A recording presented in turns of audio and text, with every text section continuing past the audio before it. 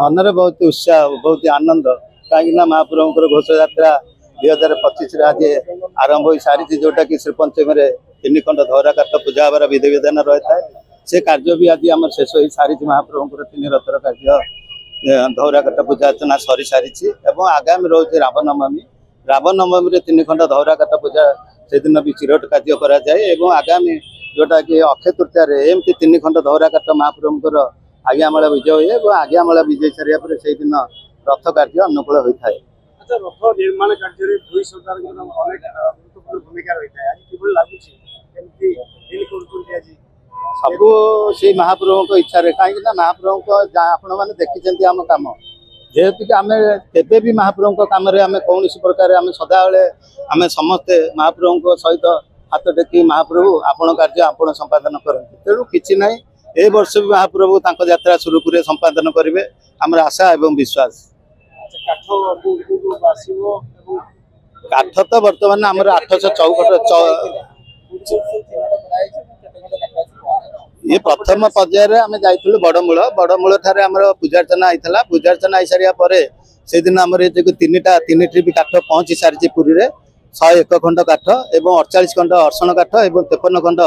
धौरा काठ आम श्रीक्षेत्र में पहुँची सारी या पर्याय पर्याय हाँ या आमर जोटा कि 814 खंड काठ ए वर्ष दरकार तेणु या पर्याय पर्याय काठ तनेक या पर्याय 40 फुटिया अच्छी 12 फुटिया अच्छी 20 फुटिया ना बड़का काठ भी 49 पीस थी 865 खंड काठर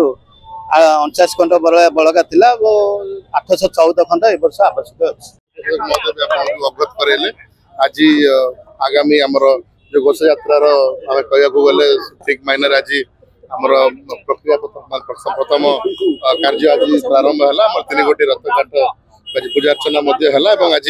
पवित्र बसंत पंचमी सरस्वती पूजा दिन कार्यटी संपन्न है समस्ते आज प्रभु शरण में पशिले आम 3 ठाकुर पाखे कामना कला कि जो घोष यात्राटी अच्छी सुरखुर भाव में बिना किसी विघ्न बाधा समस्त भक्तों जो समागम होता प्रक्रिया आरंभ है समस्त को से आशीर्वाद करंतु कार्य माने यात्रार समस्त कार्य शुरू कर। जय श्री जगन्नाथ आज हूँ पवित्र बसंत पंचमी श्री पंचमी तिथि रे रथ काठर पूजार्चना करा जायथा एवं अनुकूल करा जायथा आज तेणु से पवित्र तिथि रे रथ काठ 3टी धौरा 12 फुटिया रथ काठर आज पूजार्चना करा जायछि श्रीनगर आसवा क्षत्रिय ब्राह्मण माने पूजार्चना करछंती परवर्ती पर्याय रे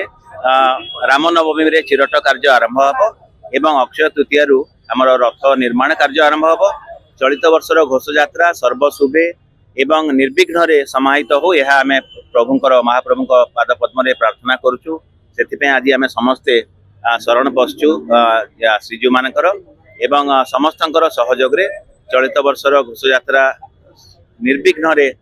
समापित हो बोली आमे आशा करूछु।